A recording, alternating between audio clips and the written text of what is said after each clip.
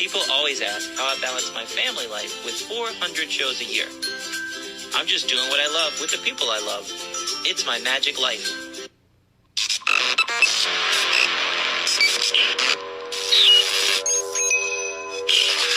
I like Wes Iseli. I like everything about him. All right, this is an episode I've been looking forward to for weeks. We have a magician on the line with us today, Matt Fore, I think from Georgia. Is that right, Matt? I am from Johnson City, Tennessee. Tennessee. It was that accent. Yeah. I thought it was Georgia. Anyway. Right, it's the accent. A lot of people think I'm from Australia, and then I say, no, it's actually East Tennessee. So it's easy to confuse. There you go. But Matt Fore, we've never met in person, but I've fallen in love with this dude over the years. He came to a magic convention in Northern Virginia, and I had a gig. I couldn't go to his lecture and his performance. And when I got there, I was asking my friends, what'd I miss? And everybody was just hands down, Matt Fore is what you missed. So I told my buddy to pick up a whole bunch of stuff. I got your DVD. I watched it and immediately found you on Facebook and befriended you and checked out your seminars, your weekly talks. I love everything about you, man. I can tell you're a worker. You know, so many people in our line of work just talk a bunch of game. And I know you're legit and you're real and you're awesome and cool. So everybody, it's Matt Fore. Well, thank you, Wes. And I think we should just end the podcast right here. I think you basically said it all. And let's just wrap it up. Well, so, there you go. No, man, your DVD was awesome. And, thank you. You know, the way they were videotaping and everything, you felt like you were in the ballroom, and those laughs were real. They weren't forced. Your audience had a blast, and that's awesome. Well, you know, I tell you, Wes, that's really what that particular DVD is about. It's called Comedy Routines. Is that the one you're talking about? Mm-hmm. Comedy Routines. And what I wanted to do with that, there is a lot of magic on it. I do teach a lot of magic, but there are a number of things on that DVD that I don't actually teach you how to do it. You probably already know how to do it. What I want to show people is how to take that and make it fun and funny and entertaining. And what I find, and I know what you find too, is that while magicians and entertainers very often focus so much on the magic itself, what our event planners, the CEOs, the people that bring us in, what they want is a show that leaves the audience laughing and applauding, and they want to hear, that's the best event we've ever had. They don't really, I mean, we can focus on all kinds of card slides and rope slides and things, but the bottom line is, are they really happy? You know, when they say, wow, that's just the best we've ever had, you know that person is going to book you again. And so that's really what that DVD is about. It's how to make things super entertaining. And I think that's the money shot right there. Well, and also, I mean, when I do my marketing lectures and things, I tell people, you know, take pictures of the crowd, take pictures of people smiling, take pictures of the room, because the event planner and the people hiring you for the gig, 80% of the time don't see the show. So, I mean, that's their thing about, that's their proof that people were having fun. That's right. And it takes a good photographer, because I've had a lot of shows where there's a photographer, the crowd is wonderful, and I say, can you send me some pictures? And they do, and it's just me standing on stage. Yeah. I mean, it's like you wouldn't even know an audience was there. Right. Well, see, I sent my wife out. I don't know if you've ever seen there's the J.C. Penney catalog where you got somebody dressed up in a suit like they're throwing a football. Right. Yeah. It's like, it's useless. So you end up throwing them out. So I tell people, I had a gig the other night, and I said, look, and I explained to them, and this is a tip that really entertainers could take and use. I tell the photographer, the videographer, I say, look, this is what's going to happen in the show. I do this and this and this.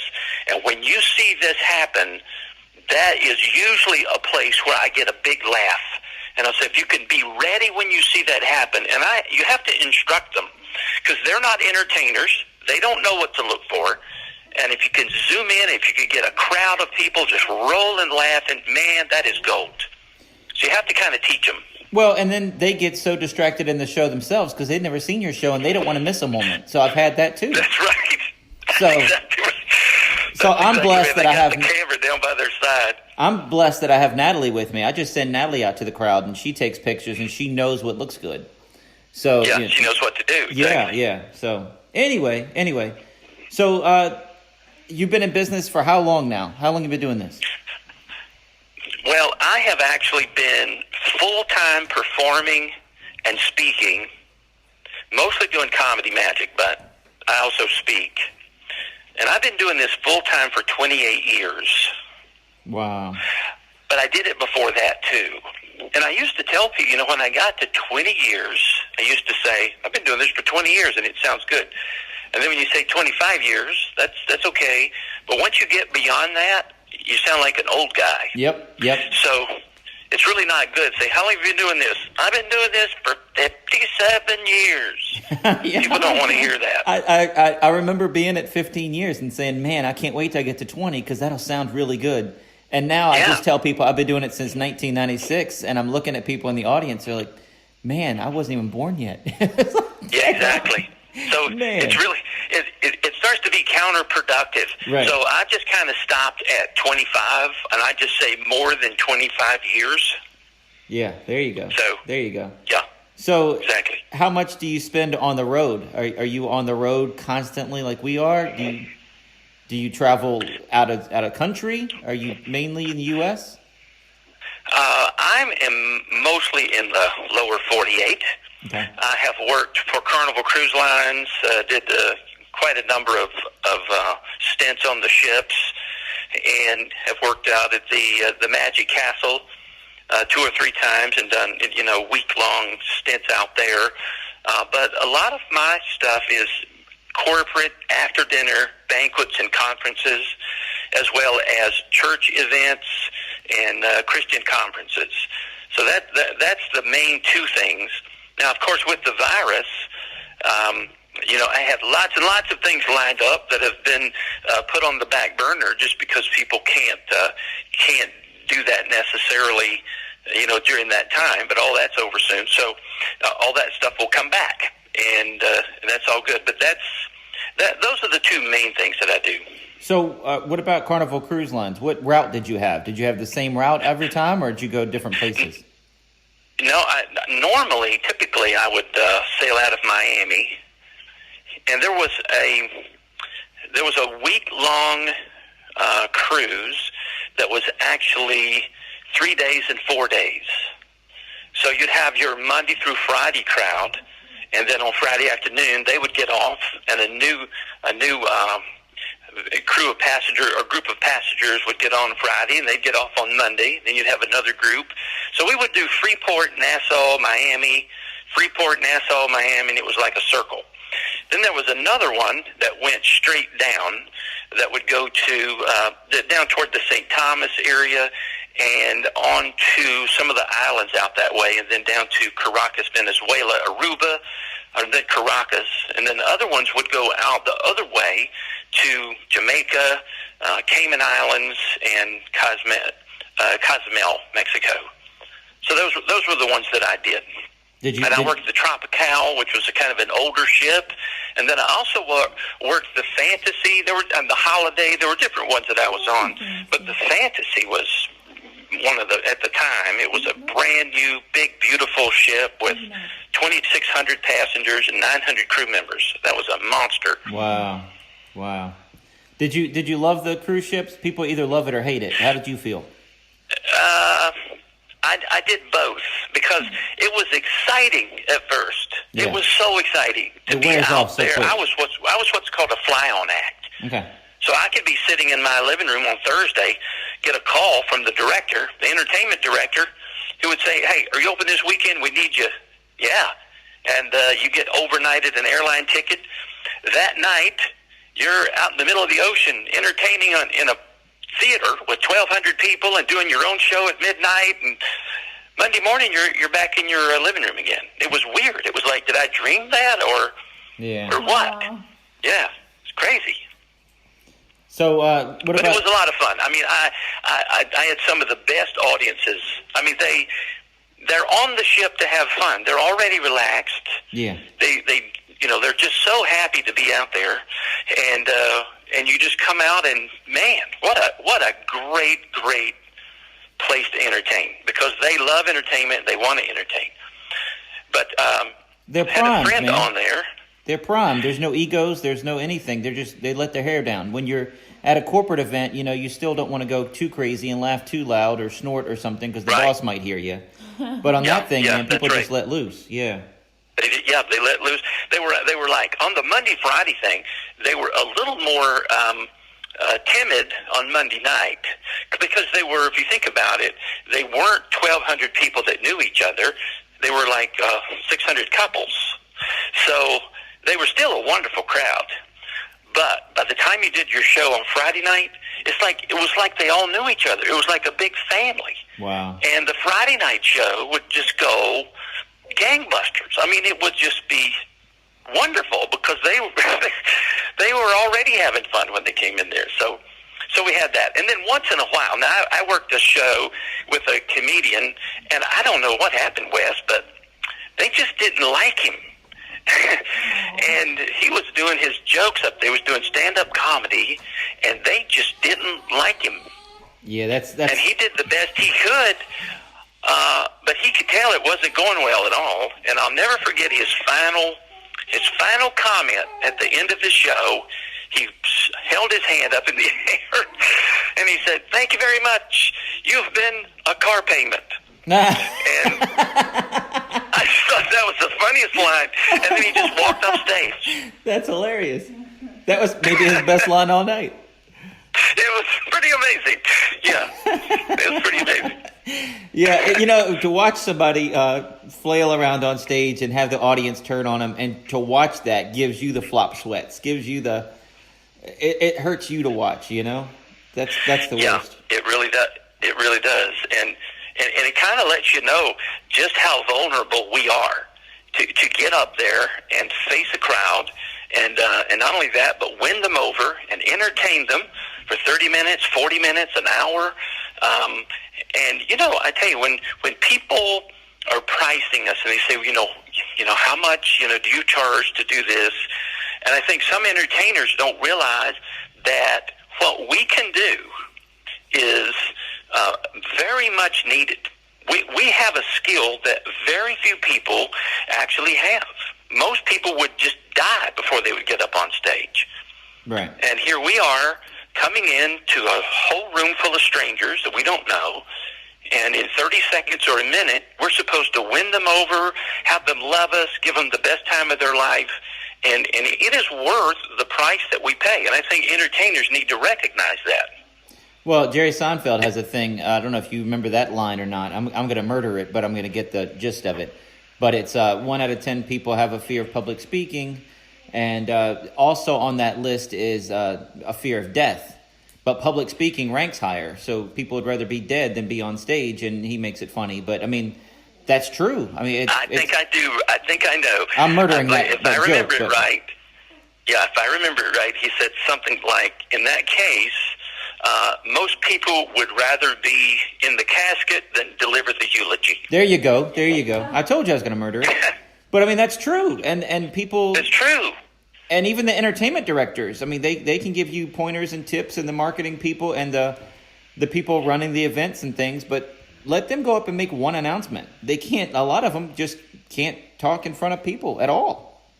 That's right. Yeah. I mean, you see what happens at events where the stage is run by the people who are running the conference. They're making announcements. They're trying to say little funny things and stuff, and it's just, they get little smatterings of applause and little chuckles here and there.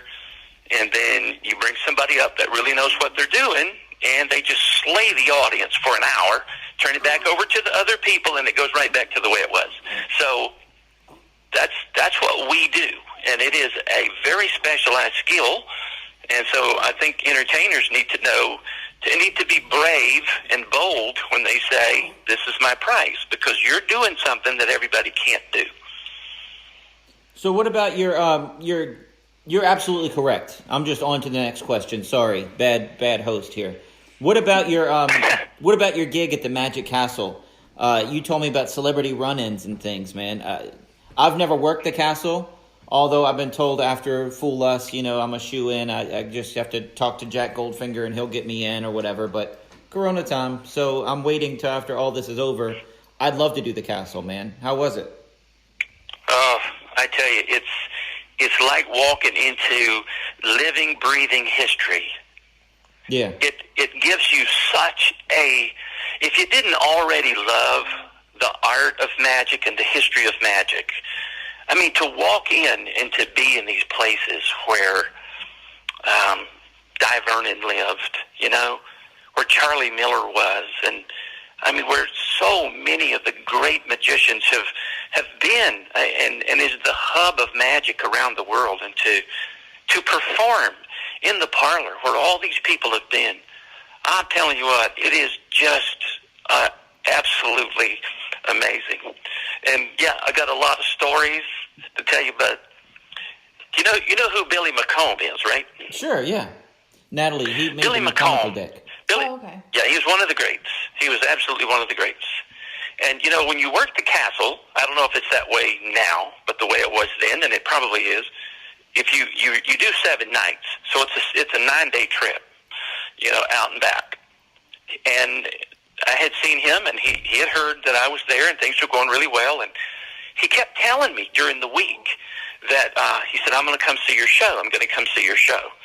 Well, you're scheduled for 16 shows, or actually, I guess you're scheduled for 16, but on the Monday through Thursday, you probably are only going to do 2 shows a night instead of 3 shows a night. And so on Sunday night, also, you're not going to do all 3 shows because people have to go to work. So Friday night, Saturday night, you're really doing 3 shows. So anyway, it came to my very last show on Sunday night. Billy McComb had not made it to any of my shows, and it was late Sunday night. So I had like a 12:15, late at night, 12:15 show. Billy McComb came strolling in, sat down on the front row. Well, there's a manager there that tells you whether you're going to do the show or not, right? So if you don't have enough people, you don't do the show. He sat in the front row. Wow. And the manager just said, "Nah, we don't have an audience, so we're not going to do it." So I told Billy, I said, "Mr. McComb, sir, I'm very sorry, but they've canceled the show. We don't have an audience. It's Sunday night at 12:15 in the morning." Years later, it dawned on me. I should have done the show. Wow. I should have done the whole show for Billy McComb. Yeah. That's what I should have done, Wes. Yeah, but that's hard, man. Why did one I not person? do that? But one person? Huh? One person? If it was 2 or 3, I could get it. But one person? Well, if I had done the show for Billy McComb, he would have written me up in the magazine. He would have talked about that to everybody in magic. Well, yeah, possibly, yeah. I would have become an instant celebrity because I have all these different people in the audience that do all these different things, and I should have had Billy McComb do all of them. Wow. And he would have never forgotten it. Nobody would have ever done that. But I just, said, "I'm sorry, we're not doing it." And he said, "That's okay," and he left. So I missed out on a great opportunity to do something for Billy McComb that he would have never forgotten. And it's really late now because he's already gone. Yeah. Natalie and I went there on our honeymoon, and man, we had a blast. We loved everything about it. I got there super early, like noon, just to check in, make sure everything's open tonight. What's the earliest I can get here? Okay. And then we went down to Chinese theater and just walked around and just wasted time till I could get back up there. We were in awe. We loved it. We were excited. Yeah. It was fun. It was a neat experience. Isn't it wonderful? It was. It's just amazing. And you don't know who you're going to see. I stayed at a hotel nearby where I could walk over. And I was walking over one night to do my set. And I was going to eat dinner over there, which they would provide you with dinner. So I'm all dressed up, like in a tux or something. And I'm walking across the parking lot. I get to the entrance of the castle, and this big yellow car pulled up in front of me. And the guy rolled the window down, and he wanted to know if he could get into the club. And I looked down, and it was Michael Richards, who you would know as Kramer on Seinfeld. Nice. in a big yellow car with this beautiful girl that would have never been with him probably if he wasn't Michael Richards. Poor guy. And Wow. he said, can I get in? And the way it works is if you're performing there, you can have a certain number of guests. I said, absolutely, you can. Pull up to the front door, and I went in to tell him that I had a guest. But Michael Richards was wearing blue jeans. Oh, no. And they did not allow you to come into the castle with blue jeans. There's a very strict dress code, no matter who you are. So I had to go out and tell him that. And once again, you know, I should have just, it's hard to think on your feet when you're under that kind of pressure. I should have just given him my pants. Well, they have ties you I can should've borrow, just- but they don't have extra pants there. Yeah. I Wow. should have just run back to my room and gotten a pair of pants. He could have used them as, like, you know, high waters or something. But anyway, Wow. he was a very nice guy, and I gave him my card, as you would, you know. But here's the thing, you know, when he rolled the window down to talk to me, I leaned down, and you know, Wes, how you if you're in the business, you want to say something intelligent to other entertainers, you know, to let them know that you also are an entertainer. Right. You follow me on that? Oh, yeah, you wanna, yeah. You want to use the right lingo. You don't want want to be another. the right thing. And You don't so- want to be another layman. No, you don't want to act like a tourist, Right. a layman, something like that. So when he rolled the window down and asked me if he could get into the castle, I remember sort of leaning down. I had both hands on both knees looking in the car, and this is what I said. You might want to write this down. I said, I know you. That's what I said. That's great. That's great. That's awesome. So He'll never forget I that. did get a bruise from saying that on the top of my head, just from my right hand palm, as I hit myself numerous times for the next 3 or 4 days. That my response to Michael Richards was, "I know you." He'll never forget you. I'll bet. Oh, No, wow. when he sees me next, he'll say, "Aren't you the guy that said I know you?" Yeah, exactly. I've never forgotten that. It's really amazing. It changed my life. So, as far as Natalie and I, we are just so happy and jumping up and down, telling everybody we signed the television deal with Jewel TV. And as I'm looking through your stuff, it's old hat for you, man. Tell me about the television show that you wrote and appeared on. I wrote a television show called "The Truth Shall Make You Laugh," and the title came from a book that I wrote called "The Truth Shall Make You Laugh." Oh, that's cool. That's cool. Yeah, so I have that, and I also had a comedy CD called "The Truth Shall Make You Laugh." But the television show that I wrote has a Christian theme to it, and you know, there's a lot of Christian stuff out there that I really don't like, because it just, I don't know, it's just like it's geared just for that audience, and if you're any other audience, you're not going to watch it. And I wanted to make something that was fun and funny and entertaining. And we also have a few minutes where I can, you know, deliver a message through that television show. So I wrote like a stand-up monologue. I want it to be like a talk show. So I have a monologue. We created videos for it and all kinds of crazy comedy and stuff in there. For example, we actually had a live audience in the studio. It was shot near Nashville, Tennessee. And so, like, I would say things like, let's take a look at our live audience, and I had a video of like this massive crowd, like at a rock concert, so it looked like that was our live audience. Or I would say, want to say a special thank you to all the writers, and we'd shoot a video of some monkeys that were like hopping around. So we just did stuff on the show that nobody would ever do, that nobody would ever think you would have, like on a Christian television station like that. Now, is that, can I get that on YouTube or anything? I don't think I have that on YouTube. Okay. It was shown on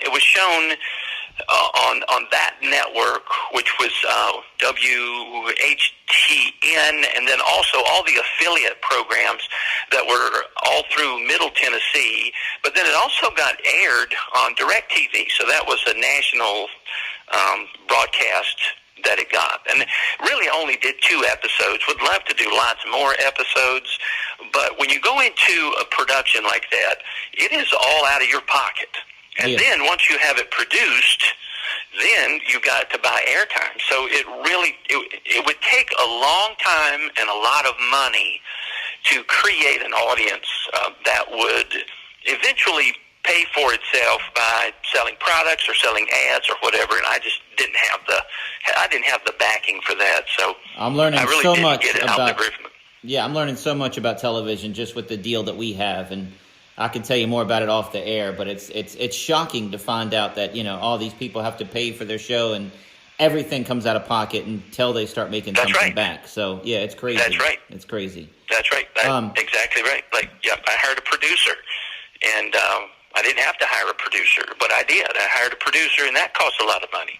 And then the show, and then the editing, and then the buying the airtime. So you see television shows, and you think, oh man, they're raking in money. They're on national television. They might be losing money on national television. Yeah. You got to create an audience. It's a race against the clock. So you were talking about the Christian theme and everything. You have a religion degree, right? I have a religion degree. Yes, I do. I have a Bachelor of Arts degree in religion from Mars Hill University in Mars Hill, North Carolina. And, I was listening to a radio program one time, and they were giving out the most useless degrees, the top 10. Oh, And they started with 10, and they worked their way up to number 1. And, they didn't mention a bachelor's degree in religion all the way up to number 2, and then I got top billing. So I don't know what a bachelor's degree in religion does, but it's what I wanted to study, and I do have a degree in that, and I do speak a lot. I do a lot of speaking and stuff in churches and Christian organizations and things. So it's not a bad thing, but it doesn't open up grand doors. Magic is what it does, because I have one too. You have one too. Congratulations. But what it does, if you have a bachelor's degree in religion, what you do is you go become a magician. Exactly. That's how it works. She graduated and she That's said, how what it am I going to works. do now? I'm going to work in a church basement? Can I come work with you? Yep. Yeah, but it was a great experience, and I'm really glad I neat. did it. Yeah, it was a lot of neat classes that you take, and I tell people it just affirmed my Christianity. It made me realize that I was on the right path after studying all the different ones, the other religions that are out there. It kind of affirmed what I believed. So. Oh, absolutely. Yeah. But absolutely. I really didn't know what I wanted to do once I graduated. So it was like, hey, Right. this should be fun. Do you mind? Luckily, he said no. Come on. So. Yeah, come on. Yeah. And it really wouldn't be worthless in that way. It's not worthless. Certainly what you learned is not worthless. But the way to do it, if a person wants to go in that direction, is that you don't stop at a bachelor's degree. I mean, you'd go on to seminary and you'd get certified and all that sort of thing with your MDiv, and then you can get into work in that field. But getting a bachelor's in that field is kind of like getting a bachelor's degree in psychology. Either you go all the way or you don't start, because you can't really do much with a bachelor's degree in psychology. You've got to go on and get your PhD or whatever you get to actually work in that field. So that's what people need to do. Don't go halfway. Right. So are you also a member of the FCM, the Fellowship of Christian Magicians? I actually lectured for the FCM. I think I've let my membership lapse, but I have been, and I actually lectured for the FCM this past July. I was supposed to do the opening session for the entire convention. Oh, wow. And, of course, we know what happened. That got postponed, and I ended up doing it virtually. Okay, all right. Well, there you go. Well, being on the road and everything, what is your favorite stuff about performing? What's your favorite stuff and the stuff that you hate about performing? Well, that's a good question. Where do you come up with this stuff, Wes? Hey, I don't know. Hey, this just came to me. It just came to you. I can say this. There's one thing that I like about performing that overrides everything else. Because, during the day, it's stressful. You're dressed down and you're in the lab, or you're in the banquet facility, and you're checking the sound, and your people that you've communicated with about how to get the stage set up right in the front row, no further than 5 feet away, and keep everybody in a tight group, and all that stuff that you talked about is not communicated well to the people that are setting up the room. So the stage isn't on the long wall. It's down on the short wall, and the front row is way too far back, and the people are spread out too far, and just 1,000 things that can go wrong, and it's frustrating. I mean, I don't like that part of it. Is getting it all ready, and then you're supposed to be on at 7:30 because they're going to eat dinner at 6:30, but at 7:30, they're just finishing up the salad. Right. And so things are going to run too long and too late, and then, somebody gets up to speak, and it goes too long, and by the time you're finally up, your audience is worn out, and then you really got a challenge to win them over, which is our job.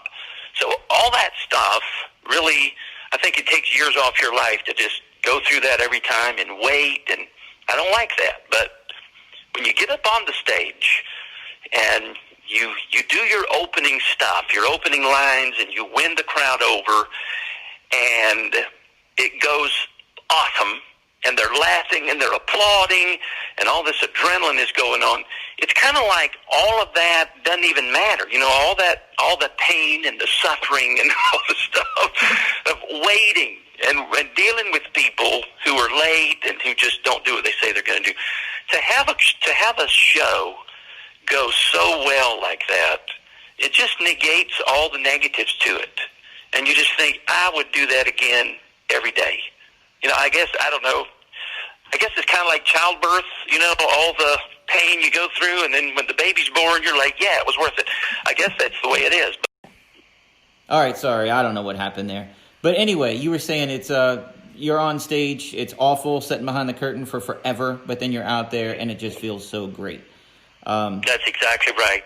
I think we just remember why we do all this, why we do all the marketing, why we do all the work, why we wait on people. It all just pays off on stage. And if you haven't ever experienced being on stage with hundreds of people looking at you and laughing and applauding and having a great time, then you can't explain it. It's like people that have jumped out of an airplane, and you try to explain it. I've never done that, but they just say, you just have to experience. Because what are you going to say? Oh, the wind was in my face. I could see forever. Well, that's true, but we all know that, right? You got to jump out to experience it. So that's what I love about it. That's why I keep going, because I just love performing. See, I could tell that you are a performer and that you do have a passion for it, and that's why I fell in love with you, dude. It's awesome. Now, I appreciate you that. you have the religion degree, but your marketing is awesome. Your marketing ability and your stuff that you're setting up and your marketing to sell your marketing stuff, you're right on point, man. Do you have a marketing background at all, or is it just trial and error? It was trial and error for a long time. And if you'll remember back in 2007, when everything crashed, and you may find this hard to believe, Wes, but in those days when everything crashed and the stock market went down and all these businesses went out, magic was no longer at the top of people's must-do list. Entertainment wasn't the top thing on people's priorities. And I like before that, it was easy. The phone would ring, it would be some guy, hey, are you open? How much do you charge?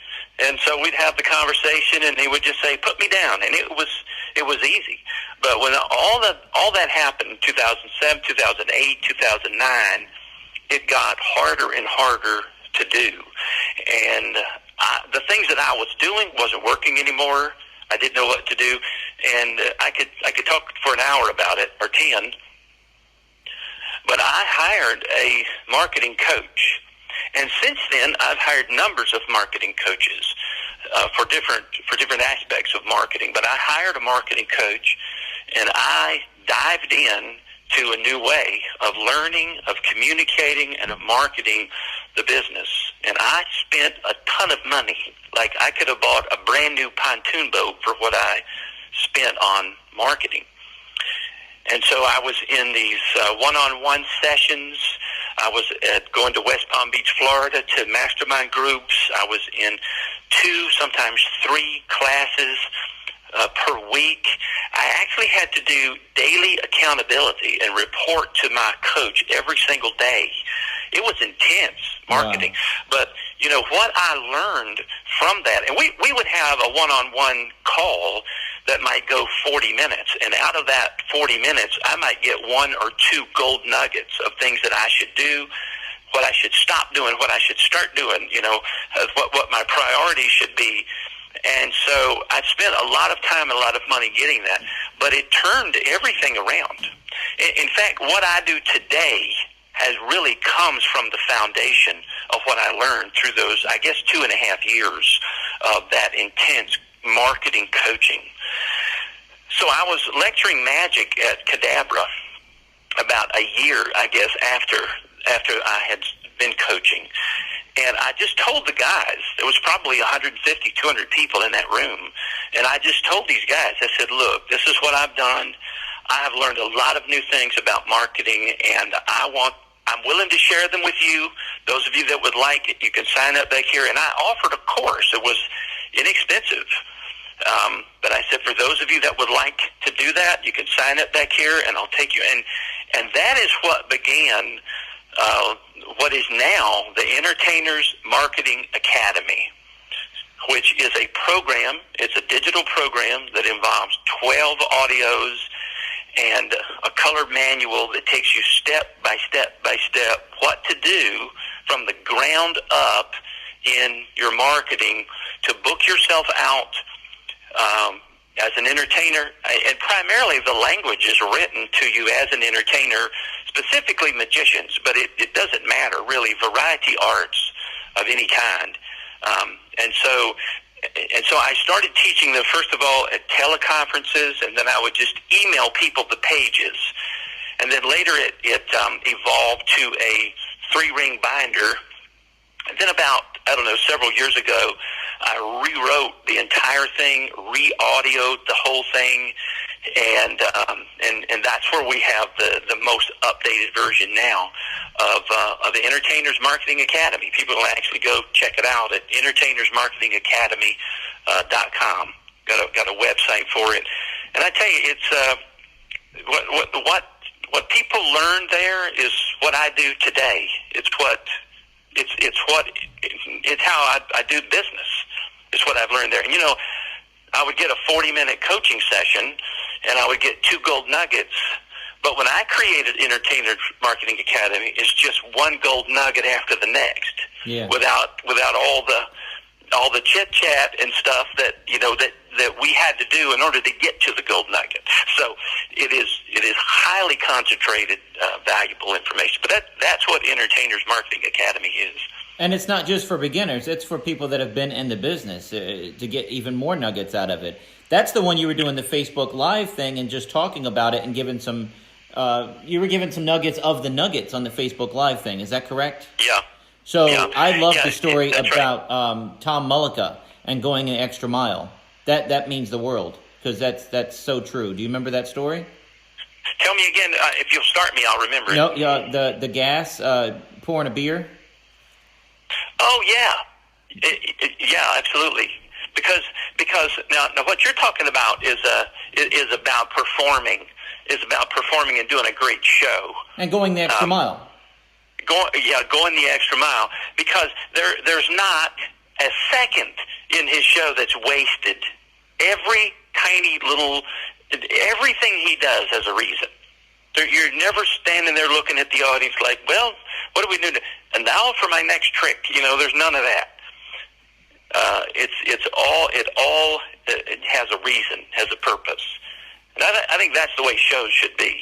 From start to finish, they're polished. But what he did was he would top off someone's beer. He would top off somebody's beer by reaching back behind him through a curtain and bringing out a what looks like a gas pump handle. So it looks like you're pumping gas, and fill the glass up with the gas pump. Exactly. So it's actually obviously putting beer in their glass, and then reaching back behind the curtain and hanging it back up. And then what I was saying was that that gag took about 3 seconds. But if you think about how long did it really take him to do that, somebody had to say, "Hey, well, this would be a funny gag." And then they would say, well, we got to get a gas pump from somewhere. We got to find a motor. We got to find some way to get beer to come out of this thing, right? We got to hang it up back there. There was a lot of work that went into that. And he did a 3-second gag and got a laugh out of it. Well, as an entertainer, when we're doing a 45-minute show, everything that we do needs to have a reason. It needs to, every little line, like when I perform, and I look back and say, where did it get slow? Was there 10 seconds in there where I was going from here to there that there wasn't something entertaining going on? And so I'll say, what can I put there? Is there a gag I can put there? Is a line I can put there? What can I do to make this good? And that's the difference between a show that gets $300, a show that gets $3,500 or $5,500, is that it's like the difference between a $5 bottle of wine and a $1,000 bottle of wine. One is polished, one is seasoned, and it's just worth a lot more. So if people want their price to go up, the quality of the show needs to go up. But yeah, that's a course, if you don't mind me saying, that I have called Killing It on Stage. Oh, okay. You have Entertainers Marketing Academy, which is all about marketing, and then you have the Killing It on Stage, how to slay your audience with comedy, gags, lines, structure, callbacks, segues, and a big finish. And that course is all about the show. So one is about marketing, one is about performing, and they're both available. So I'll send you a link to both of them. But you also have Stand Out, Communicate, and Win. Right. I'm kind of a course creator guy, aren't I?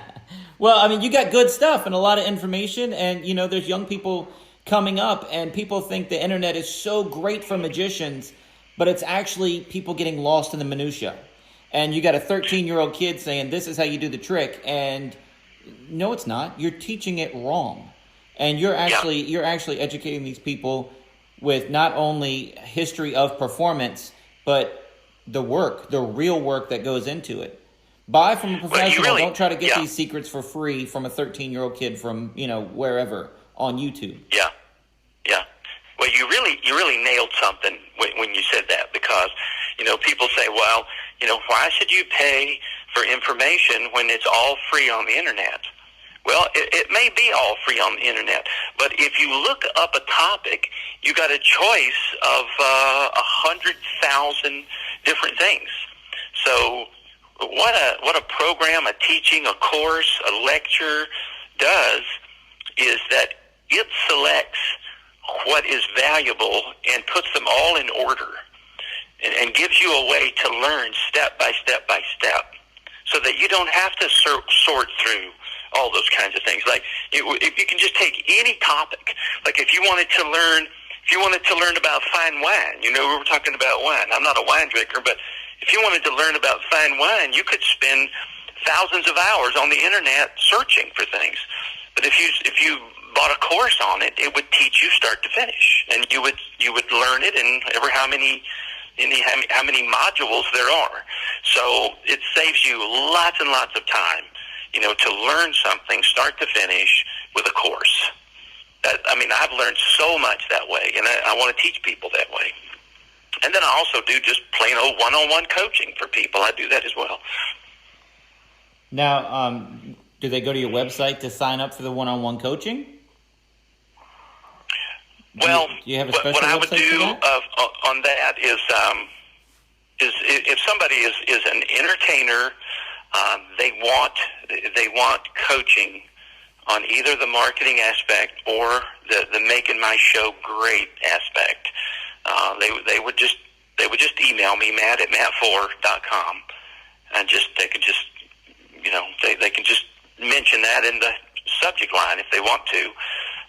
They can put entertainers marketing, or they could put killing it on stage, and I'll get back to them. That's the best way to do it, and then we'll talk. Awesome. Well, this thing is gonna live on the internet for forever, because you know how podcasts are. But you mentioned that you're gonna have a something free for the folks today as well. You want to tell them a little bit about that? I have what we call a one sheet. It's actually a one sheet is a term. It's sort of like a PDF downloadable, and it's called 5 Steps to the Money in Your Entertainment Business. It's kind of a synopsis of 5 actions, and I have that. I'm happy to send it to anybody. Just matt@mattfore.com, and just type 5 steps in the subject line, and I will shoot it over to them. I'll just attach it, download it, and send it right over. Now, the 5 steps, is that good for any entertainer, or is that just magicians? Oh, that's good for any entertainer. Perfect. All right, cool. Any kind of entertainment at all. I shouldn't say that. It's not designed for like acting and auditions and those kind of things, but it's good for any kind of a variety artist, magician, juggler, ventriloquist, balloon artist, anybody that wants to book themselves out to do gigs. Awesome, man. So you got your DVDs, you got a lecture, you got courses, you got the free stuff. We didn't talk about both DVDs. Don't you have 2 DVDs? I have a DVD that is called 6 Minutes, and here's why it's called 6 Minutes. When you're really in the professional entertainment business, and they'll say, how many minutes can you do? And they don't mean how many minutes can you kill, because that's really my pet peeve, is where people have got a 3-minute routine and they stretch it out to 7 or 10 because they're getting paid. It's like, I got a 25-minute show and I got this 3-minute thing, but I can stretch it out and make it 7. But it's not really good.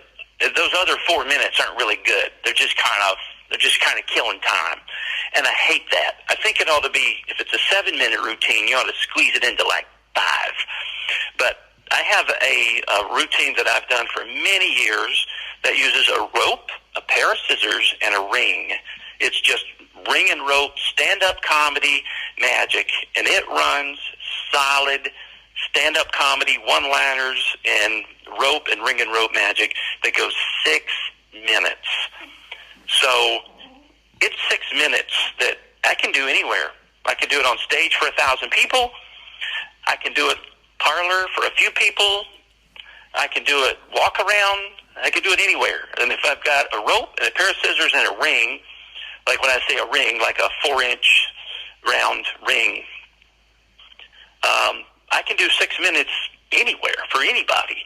And so that's why I called it 6 minutes. And it is that rope routine and teaching that rope routine, which is taught in 4 segments.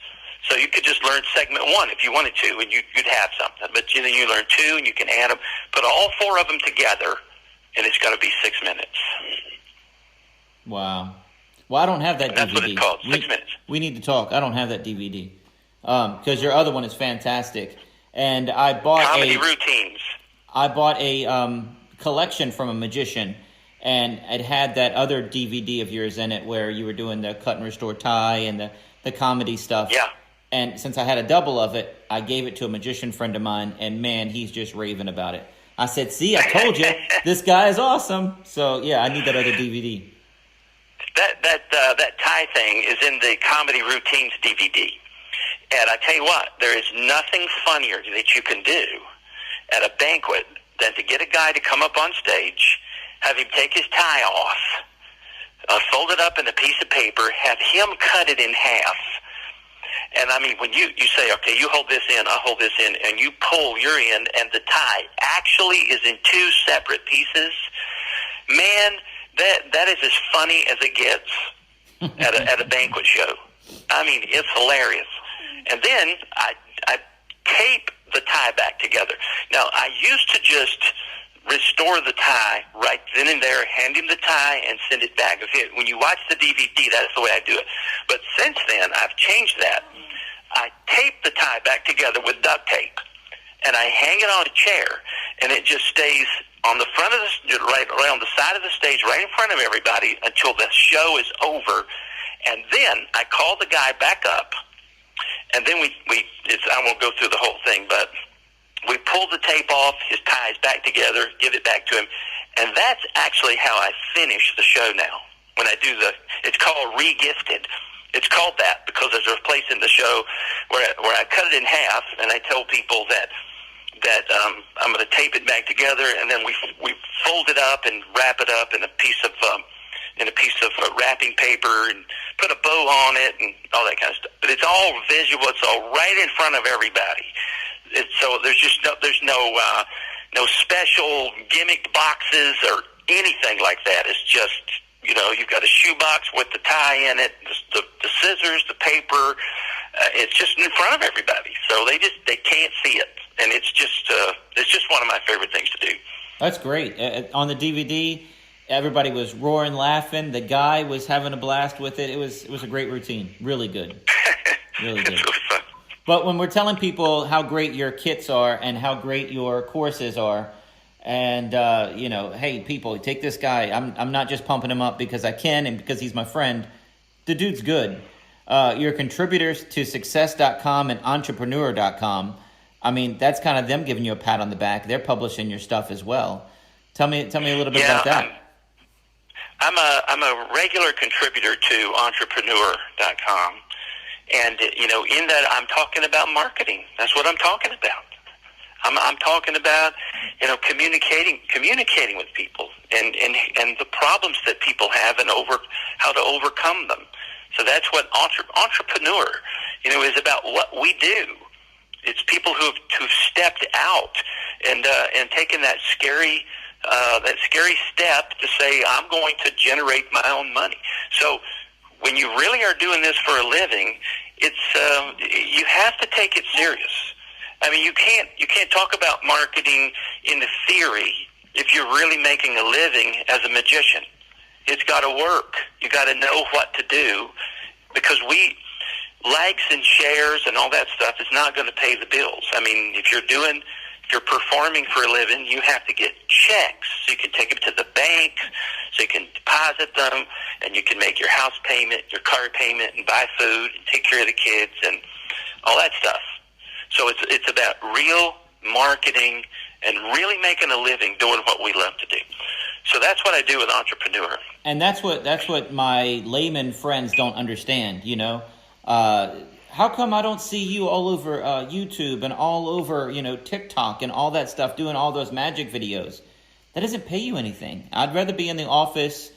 I do have TikTok videos and YouTube videos, yes, but I don't do them on a daily basis and do 4 a day because I got to promote the show. I got to contact clients. I got to find new clients. That's right.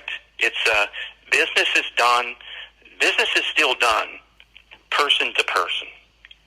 You still have to generate that lead, and you have to follow up, and you have to get people on the phone, and you have to know what to do and how to close the sale in a win-win way, not like a pressure kind of way, but in a win-win that you're providing for them what they need. But you've got to be able to communicate what it is that they need. And I'll give you a tip on that I think will be a really good takeaway, is that what we do is that we create value that exceeds the price. So when someone emails you and they say, "Are you open and how much do you charge?"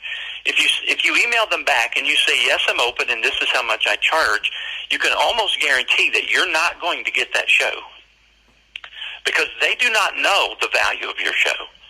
And if they emailed you and asked you, they probably emailed a lot of other people too. And they don't know the difference between your show and somebody else's show. So all they have is in their mind a concept of what your show might be worth. So if you're, say, I have $500, and they got another magician that's $300, another one that's $1,000, one that's $1,500, and one that's $2,500, they can't tell. I mean, they might look at some videos, but they're kind of going on, whatever they think, whatever they can see, whatever there's in their mind. So we have to help people understand that what we're going to offer them is worth way more than we're asking for. It's going to create a benefit for them that far exceeds the price we charge. Absolutely. And that's just so important. That's a skill. That's like a separate skill that you have to learn in this business. And that's one of the things that I teach in Entertainers Marketing Academy. I mean, I've got the questions laid out and the explanations as to exactly how to do that. There have been times when I'll go get my own course, the manual, and open it up and go over the questions. So what do I ask and in what order? And how do I deliver this? So yeah, it's real world stuff. And it's not theory. I think the number one problem with magic shops and, conventions is what's the newest trick. That's not going to get you the newest gig. They don't teach how to market and how to follow through on a phone call. So I think this is desperately needed. We're running out of time. Can you give us your email address one more time, website, and we'll wrap everything up? Okay. The email address is matt@mattfore.com. And do you want me to spell it? M-A-T-T, and then the little @ sign, and then M-A-T-T. And Fore is F like Frank, O-R-E like Echo. So it's not Ford, it's Fore. So it's matt@mattfore.com. Awesome. They can also, and I think I sent you the link, but entertainersmarketingacademy.com is another site that they can go to check that out. And then if they email me, matt@mattfore.com, they can just mention comedy routines or 6 minutes and the simple steps to make money.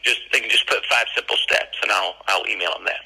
This was so awesome. We could do this another 20 episodes, Matt. We will have you on again. Thank you so much. Thank you for taking time out for us today. Just thank you for being cool. Thank you for everything, man. You were awesome. Well, thank you, Wes. Thank you for having me here. And I got to tell you, I didn't know for sure if I was going to do it. And I flipped a coin. I said, heads I will, tails I want. And it was heads. Nice. And actually, I did that, and it was heads 12 times in a row. So I don't know how that happened. That's nice. That's awesome. That's awesome. Well, stay on the line, man. I want to talk to you right after I finish out the plugs here. But tonight on Jewel TV, episode 7 of Wes Iseli's Magic Life. It's called Road Warriors. It's going to be at 7 o'clock. It's on Roku, Apple TV, Amazon Fire, and the Jewel TV app. It's in over 100 million households. You can find it. And our last weekend at Round Hill Farm in Culpeper. So check Facebook for showtimes. And see you next week. Today's episode of the podcast is sponsored by Express Copy and Graphics. Mention promo code Wes Iseli to get 10% off. Their website is expresscopy.com. That's XPRESS-COPY.com. They do it all. Copies, banners, signs, vehicle wraps, promo items, practically anything you need printed, they can do it for you. These guys are great. Check them out. Check us out online at wesiseli.com and patreon.com/Wes_Iseli for behind-the-scenes videos, blooper videos, never-before-seen footage, discounts on merchandise, magic trick tutorials, and more. That's Wes Iseli, spelled W-E-S-I-S-E-L-I.